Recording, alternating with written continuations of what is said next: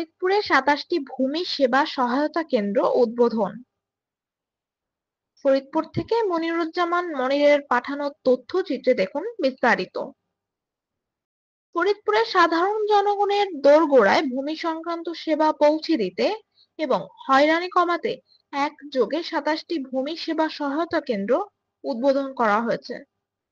সোমবার ১৪ জুলাই দুপুরে ফরিদপুর পৌরসভার পাবিহা ল্যান্ড কনসালটেন্সি ফার্ম এবং অনলাইন ভূমি সেবা কেন্দ্রের দুটি কার্যালয়ে ফিতা কেটে কেন্দ্রগুলোর আনুষ্ঠানিক উদ্বোধন করেন ফরিদপুরের অতিরিক্ত জেলা রাজস্ব প্রশাসক রামানন্দ পাল।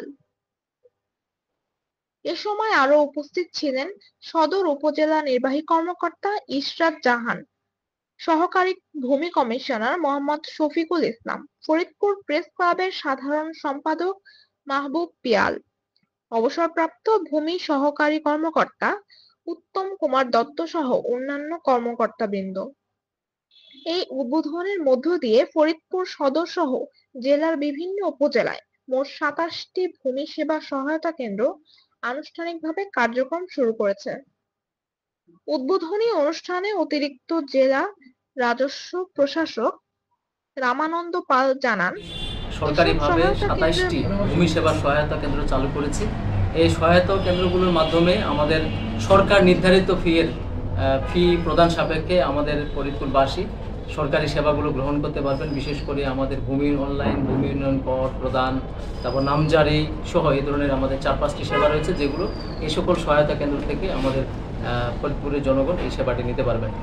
আমাদের এই সহায়তা কেন্দ্রগুলো আমরা আজকে ফরিদপুরের আমরা এই সদর উপজেলার এই সহায়তা কেন্দ্রটিকে আমরা অফিসিয়ালি উদ্বোধন করলাম। আমরা ফরিদপুরবাসীকে অনুরোধ জানাবো যে আপনারা কোনো ধরনের দালাল বা অন্য কোনো ব্যক্তির মধ্যস্বত্বভোগী ব্যক্তির পাল্লায় পড়ে হয়রানির শিকার হবেন না। আপনারা সরকারি অনুমোদনপ্রাপ্ত যে সেবা কেন্দ্রগুলো রয়েছে সেগুলোতে যান। যদি নিজেরটা আবেদন করতে পারেন তাহলে তো হয়ে গেল, কোনো সমস্যা নেই। কিন্তু যদি আপনি না পারেন তাহলে আমাদের সরকারি অনুমোদনপ্রাপ্ত সহায়তা কেন্দ্রগুলো থেকে সেবা নিতে পারবেন।